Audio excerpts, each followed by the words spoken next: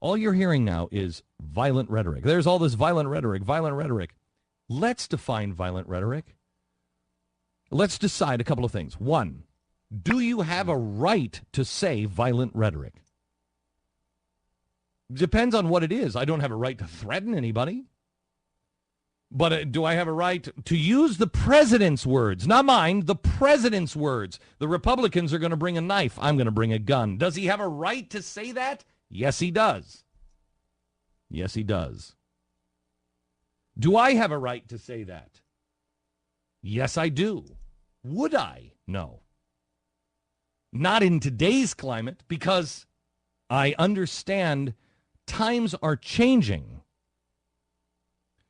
So you pull it in and you be a little more cautious and you be a little more responsible. But do I have a right to be irresponsible? Yes. Again, as long as I'm not threatening anyone. But I haven't heard anybody define the violent rhetoric. We're about to make the same mistake that we were making prior to 9/11. We're just playing politics. We're taking real events and we're playing politics with. This is the USS Cole, gang. That's what this is. This is the USS Cole. Now, can we have real discussions about it, or do we just have to play politics with it? Is there anybody calling for violence? Yes. Who are they? Well, show me the evidence that it's Rush Limbaugh. Show me the evidence that it is Sarah Palin. You go ahead and stack up that evidence that doesn't exist, and I will stack up the evidence against Francis Fox Piven, against Richard Trumka. I can use the same kind of evidence, the veiled threats that you claim to have. I can show it to you from Stern.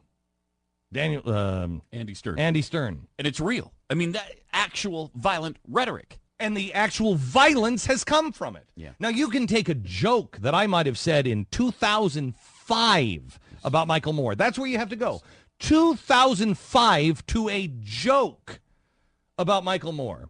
Well, I think now that we are 6 years past that with nothing happening to Michael Moore, and it was a joke, never repeated, I think we can say that violent rhetoric is in the past. It was a joke, and he's safe today. So I don't think that one even makes any sense to bring up, especially when you can point to actual violent rhetoric and the encouragement of embrace your anger, stand up, rise up. Why aren't you out in the streets? When you have people saying, we need to be more like Greece. Those people, what, do we not care enough? We need to get out into the streets like Greece, not get out in the streets like the Tea Party, get out in the streets like Greece. There's a difference between the Tea Party and the anarchists in Greece. That's the real rhetoric that people should be not stifling, not trying to shut down, tuning into and hearing and knowing what the other side is planning. There are people calling for violence, and it's happening today, and the mainstream media will ignore it.